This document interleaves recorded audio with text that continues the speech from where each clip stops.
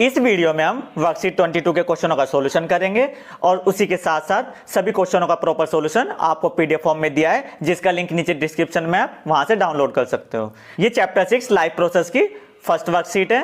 तो इसमें आपके 5 क्वेश्चन दिए गए हैं। तो फर्स्ट हम 5 क्वेश्चनों के सॉल्यूशन को अंडरस्टैंड करेंगे और उसी के साथ साथ सभी टॉपिक को भी समझेंगे और सभी क्वेश्चन का सॉल्यूशन आपको एक प्रॉपर रिटर्न फॉर्म में भी दिया गया है।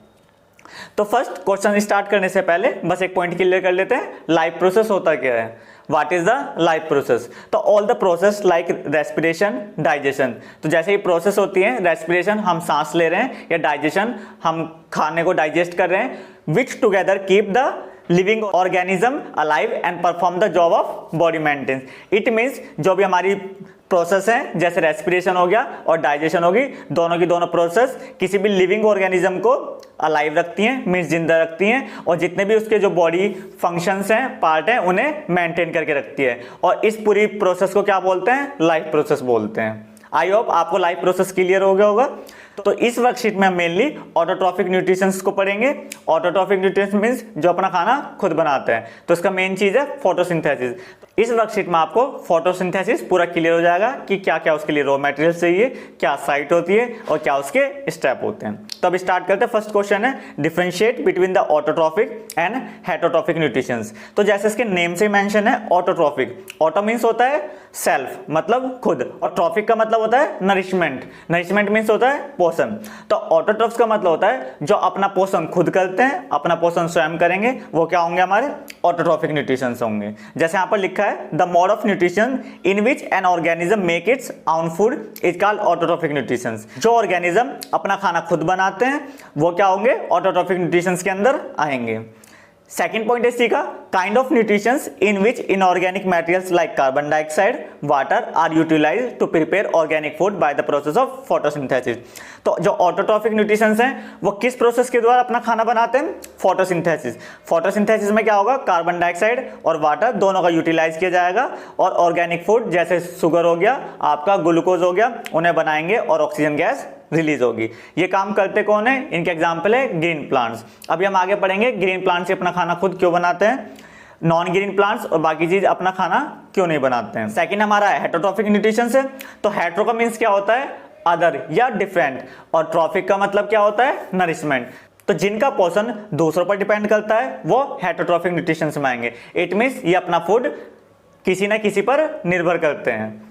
जैसे यहां पर लिखा है the mode of nutrition in which an organism that is unable to synthesise it own food is called heterotrophic nutrition. It means जो ऑर्गेनिज्म अपना खाना खुद सिंथेसाइज नहीं कर सकते, दूसरों पर निर्भर करते हैं, वो ऑटोट्रॉफिक न्यूट्रिशन में आते हैं। तो they depend upon the autotrophs for their food supply directly या इनडायरेक्टली। तो जो हेटरोट्रॉफ्स ऑर्गेनिज्म होते हैं वो अपने फूड के लिए डायरेक्टली या इनडायरेक्टली किस पे डिपेंड करते हैं? ऑटोट्रॉफ्स पे डिपेंड करते हैं। इट मींस ग्रीन प्लांट्स पे डिपेंड करते हैं। Example animals and fungi.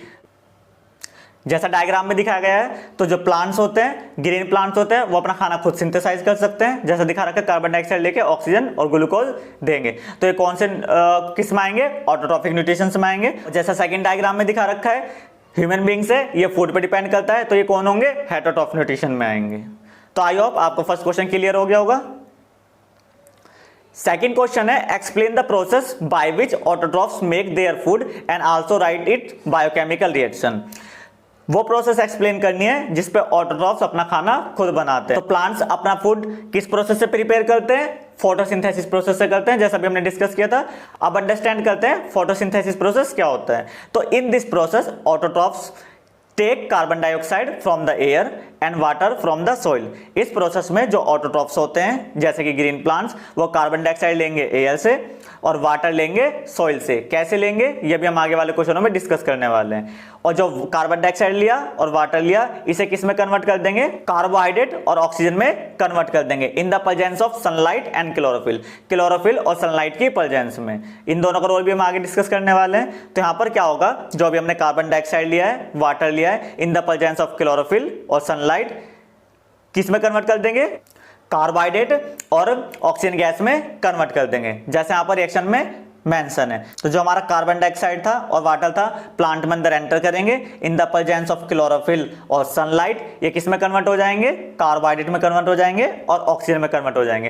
Carbohydrate का मतलब यहाँ पर जो हमारा स्टार्च होता है, जो हमारे शुगर होते हैं। जैसा यहाँ पर आपको डायग्राम में भी शो रहा होगा, यहाँ से सनलाइट गई, यहाँ से कार्बन डाइऑक्साइड गया और यहाँ से सॉइल से वाटर गया।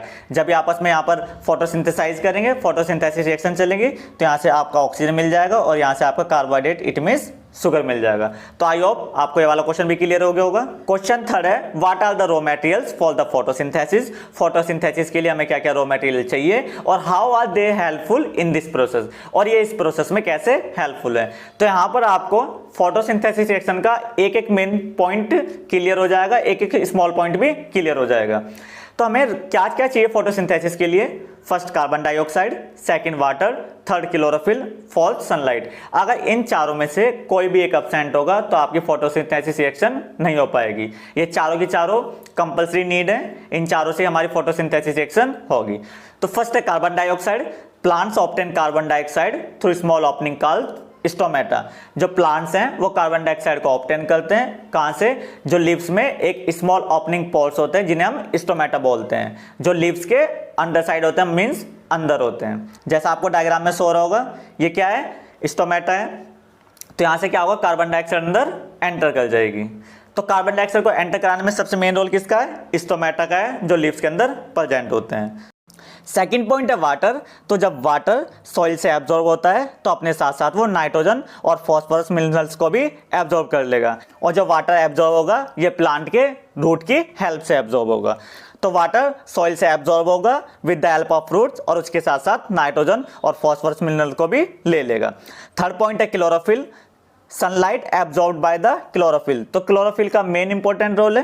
क्लोरोफिल क्या करता है, सनलाइट को लीव्स में एब्जॉर्ब करता है। अगर क्लोरोफिल नहीं होगा तो सनलाइट एब्जॉर्ब नहीं होगी, और जो हमारा कार्बन डाइऑक्साइड और वाटर है वो ग्लूकोज और ऑक्सीजन में कन्वर्ट नहीं होगा। क्लोरोफिल का एक मेन रोल हो रहा है, ये क्या होता है, ग्रीन पिगमेंट कलर होता है लीव्स में, वो क्लोरोफिल की वजह से होता है। और सेकंड, ये सनलाइट को एब्जॉर्ब करता है।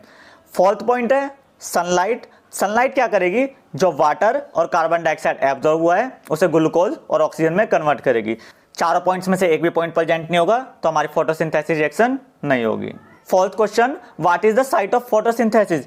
फोटोसिंथेसिस की मेन साइट क्या है, तो chloroplast containing a green pigment known as chlorophyll is the site of photosynthesis. तो क्लोरोफिल मेन काम क्या करता है, जितनी भी जो सनलाइट आ रही है सन से उसे एब्जॉर्ब करेगा। अगर सनलाइट ही एब्जॉर्ब नहीं होगी तो फोटोसिंथेसिस प्रोसेस कंप्लीट नहीं हो पाएगी। तो यहाँ पर आपको क्लोरोफिल का रोल भी क्लियर हो गया होगा। तो जैसे यहाँ पर क्लोरोप्लास्ट का स्ट्रक्चर दिखा रखा है, जो भी हमारे थाइक्लोइड होते हैं, जैसे इस पर सनलाइट पड़ेगी तो यहाँ से क्लोरोफिल क्या करेगा, सनलाइट जितनी भी होगी उसे एब्जॉर्ब करेगा।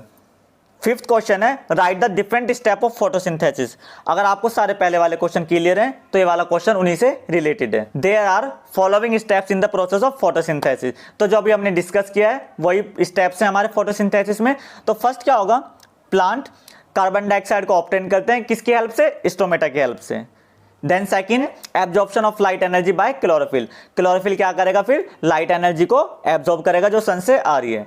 Third point, conversion of light energy to chemical energy. जो लाइट एनर्जी एब्जॉर्ब हुई है उसे केमिकल एनर्जी में कन्वर्ट करेगा, और जो हमारा वाटर मॉलिक्यूल्स था जो हमने सॉइल से एब्जॉर्ब किया था उसे किस में ब्रेक कर देगा, हाइड्रोजन और ऑक्सीजन गैस में कन्वर्ट कर देगा। तो यहां से हमें एक प्रोडक्ट तो बाय प्रोडक्ट तो मिल गया, ऑक्सीजन गैस। और then last, reduction of carbon dioxide by hydrogen. और जो यहाँ पर हाइड्रोजन गैस रिलीज हुई है वो क्या करेगी, कार्बन डाइऑक्साइड का रिडक्शन करेगी, क्या बनाएगी, कार्बोहाइड्रेट बनाएगी, लाइक ग्लूकोज या आपके जितने भी शुगर हो गए कार्बोहाइड्रेट बनाएगी। जैसा इस प्रोसेस में दिखा रखा है, जो हमारा सनलाइट है, कार्बन डाइऑक्साइड है और वाटर है, तीनों एब्जॉर्ब होके ऑक्सीजन और शुगर दे रहे हैं। तो आपको क्लियर हो गए होंगे कौन कौन से फॉलोइंग स्टेप्स हमारे फोटोसिंथेसिस रिएक्शन में फॉलो होते हैं। तो आई होप आपको 5 के 5 क्वेश्चंस इजीली क्लियर हो गए होंगे with the help of diagram. सिर्फ डायग्राम का मेन मकसद है कि आपको सारे क्वेश्चन इजीली क्लियर हो जाएं। तो एक बार हम फटाफट टॉपिक देख लेते हैं। लाइफ प्रोसेस आपको क्लियर ही हो गया, जो भी हमारी रेस्पिरेशन प्रोसेस होती है और डाइजेशन होती है, ये किसी भी लिविंग ऑर्गेनिज्म को अलाइव मींस जिंदा रखने के लिए और जितने भी उसके बॉडी पार्ट्स में फंक्शन होते हैं उन्हें मेंटेन करते हैं, जिसे हम लाइफ प्रोसेस कहते हैं।